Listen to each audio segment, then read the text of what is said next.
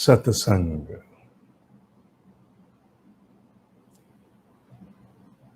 साधना के विघ्न। कुसंग। कुसंग, बैड कंपनी। इसका अर्थ बड़ा विस्तृत है। एक आध्यात्मिक साधक के लिए इसका अर्थ ये नहीं कि वो ऐसे लोगों में बैठता है जिनकी आदतें बहुत बुरी हैं। नहीं, आध्यात्मिक साधक के लिए इसका अर्थ कुसंग का, कुसंग माने जो अच्छा संग नहीं है, अच्छी कंपनी नहीं है, अच्छा लोग नहीं जिनके पास बैठा जाए। बुराई हर प्रकार की है। बुराई बड़ी गंदी भी, जघन्य भी है, और बुराई ऐसी भी है जो आपके विचार और आपकी साधना को दुष्प्रभावित कर जाए। आध्यात्मिक साधक के लिए जो साधना को दुष्प्रभावित करने वाला संग है, साथ है, वो अधिक घातक है। इसका तात्पर्य ये नहीं है कि पति आध्यात्मिक नहीं है तो वो कुसंग हो गया। नहीं नहीं, पत्नी आध्यात्मिक नहीं है वो कुसंग हो गए, ना ना, ये बेकार की बात। इसका मूल तात्पर्य ये है, ऐसे लोगों के बीच में बैठना जिनकी विचारधारा बिल्कुल विपरीत है, वो अभी निरुद्देश्य हैं, साधना पथ पर बिल्कुल नहीं आए, ना आना चाहते हैं, और आपको उनको सुनना पड़ता है,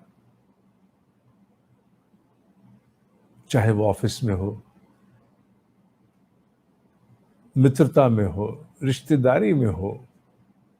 कोई फोन करेगा, अपनी बात सुनाना चाहेगा, आप मना भी नहीं कर पाते हो, सुनते हो, और वो जो कुछ सुनाता है वो आपके मन की स्थिरता, आपके मन की शांति द्रवित कर जाता है। आप उसके कहे हुए शब्दों को ही बार बार भीतर मनन करते रह जाते हो। कष्ट भी होता है। क्या क्या सोचते हैं ये लोग, क्या बोलते हैं ये लोग, और मैं भी बार बार इसी पे विचार कर रहा हूं, कर रही हूं। दिमाग उनकी बातों पे घूमता रहेगा, घूमता रहे, घूमता रहे, और फिर बिना कुछ छुए कहेंगे साधना में मन नहीं टिक रहा। वो इसलिए नहीं टिक रहा क्योंकि वो वायरस विचारों का जो सजातीय नहीं है, वो भाव जो सजातीय नहीं, वो आप में आ गए। इससे बचा जा सकता है, कई बार बचा जा भी नहीं सकता। कुछ संबंध ऐसे होते हैं जिन्हें सुनना पड़ता है, उनकी परिस्थिति ऐसी होती है, आपकी निकटता ऐसी होती है कि आप उन्हें सुने बिना आप मना नहीं कर सकते हो। हाउ टू रिफ्यूज, कि भाई नहीं, मैं नहीं सुन सकता, मैं नहीं सुन सकती, रोज रोज तुम्हारा ये रोना मेरे बस का नहीं है। सुनना पड़ेगा। कई बार निकटता बहुत होती है, कहने में बुरा लगता है, उसके प्रभाव अन्य लोगों पे जा सकते हैं। ऐसे में क्या करें? ये वो कुसंग है जो साधक का है। साधक का कुसंग वो नहीं है कि कोई जुआरी, गैम्बलिंग करने वाला, कोई बहुत घोर शराब पीने वाले के साथ या घोर गलत कर्म करने वालों के साथ बैठना, ना, वो कुसंग नहीं। कुसंग का तात्पर्य वो है जिसका संग नहीं हो, जहां सत्संग नहीं है आपके लिए, उनके साथ भी आपको सामान्य जीवन में बैठना पड़ जाए और उसका दुष्प्रभाव आए, वो कुसंग है। और उस कुसंग से बचा कैसे जाए? क्योंकि गृहस्थ में रहना है तो आप ब्लैंक नहीं हो सकते। आप मना नहीं कर सकते। मेरे साथ अब तो बहुत कम हो गया है, ना के बराबर, ना के बराबर। पर कुछ समय पूर्व तक मुझे बहुत कुछ अनेक लोगों का सुनना भी पड़ता था और वो दुष्प्रभाव आता है। बार-बार उनके विचारों पर दिमाग चला जाना, अस्थिर हो जाना, उनकी स्थिति में उलझ जाना, उनके विषय में कहना कि ये क्यों नहीं समझते हैं। अंदर अस्थिरता मच जाती है, घमासान मच जाता है, जो परेशान करता है और बैठना भी पड़ता है। ऐसे में क्या किया जाए? इसका एक उपाय बड़ा सुंदर है। अगर उस जीव की कोई गंभीर परिस्थिति है, गंभीर कष्ट का समाधान देना है, तो पूरी तन्मयता से सुनो। क्या दुख है? क्या मैं इसमें कोई सुझाव दे सकता हूँ, दे सकती हूँ? पूरी तन्मयता से सुनो, ईमानदारी से सुनो।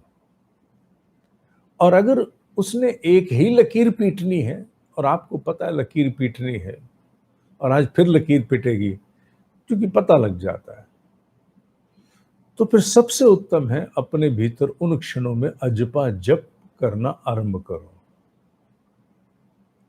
आप अजपा जप करोगे अपने भीतर के जप में, तो उसके आने वाले शब्दों के प्रति तन्मयता कम होगी, दुष्प्रभाव प्राय नहीं रहेगा।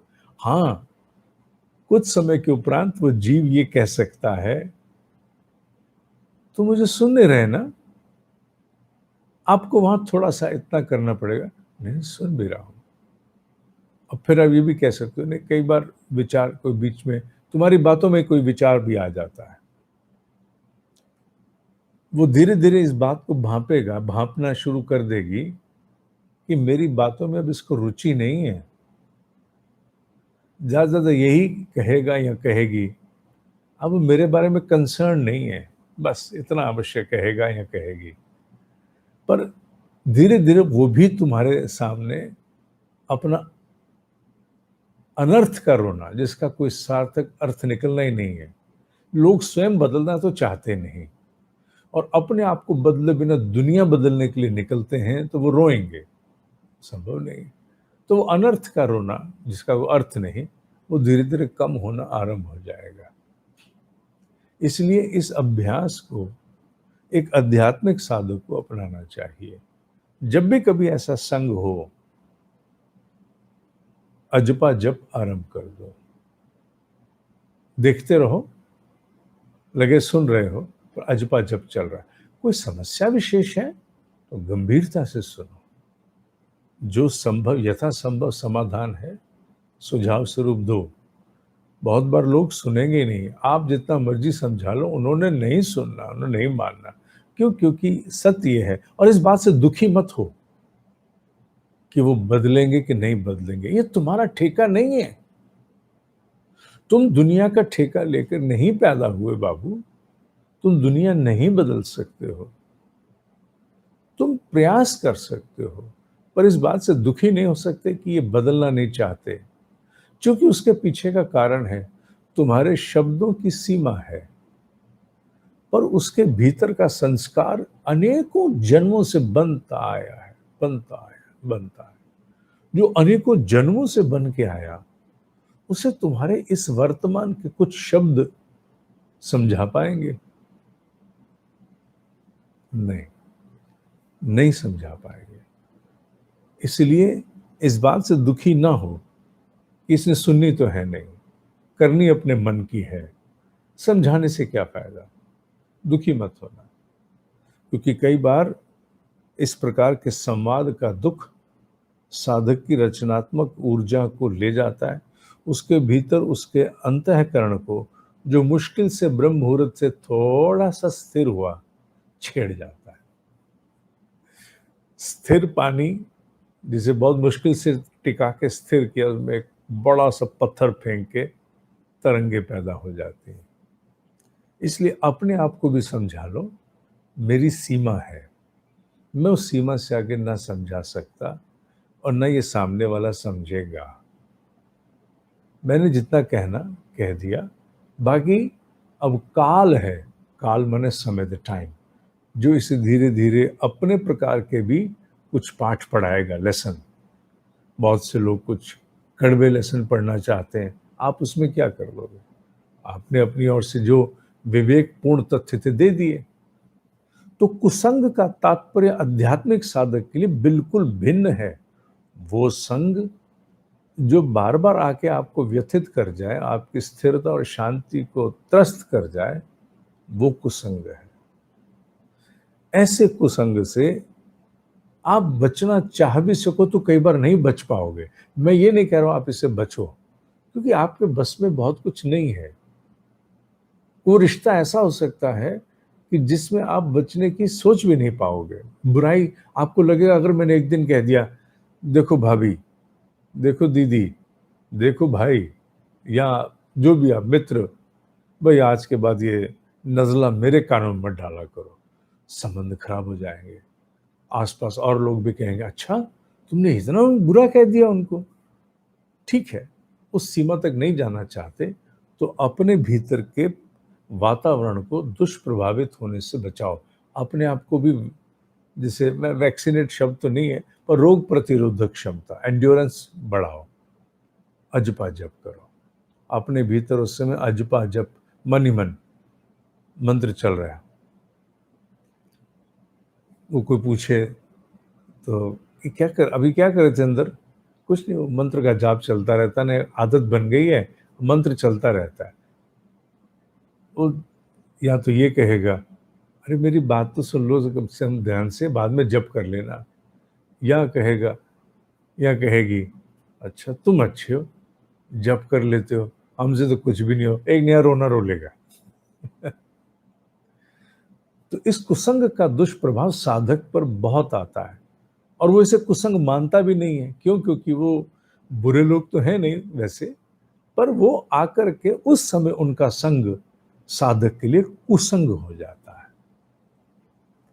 इसलिए अजपा जप विशेष रूप से ऐसे अवसरों में, पर अगर कोई समस्या उनकी गंभीर है तो फिर मत ऐसा करना, फिर गंभीरता से सुनना, यथासंभव समाधान देने की चेष्टा करना। माने ना माने, वो उनका भी तो अपना जीवन है, वो स्वतंत्र हैं। ठेका नहीं लिया तुमने, तुमने ठेका नहीं लिया। ये भाव गंभीरता से समझना। ओम ही सत।